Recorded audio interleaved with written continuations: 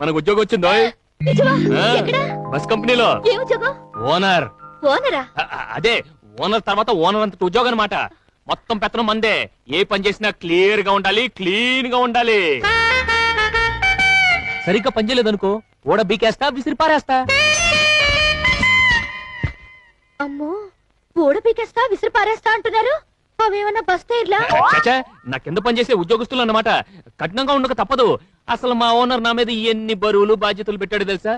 అన్ని నేనే మోయాలి. అయ్యో, చాలా కష్టమైన ఉద్యోగంలా ఉంది. అబే అదే లేదు స్వప్న. ఓనర్ అయినా కూర్చొని పని చేస్తాడు, కానీ మనం మాత్రం హాయిగా పడుకొని పని చేస్తాం. ఫోన్లేండి, దేవుడి దేవుళ్ళ మంచి ఉద్యోగం దొరికింది. అది పడుకొని చేసే ఉద్యోగం. అవునవును. అంతేగా స్వప్న, 500 అడ్వాన్స్ కూడా ఇచ్చారు.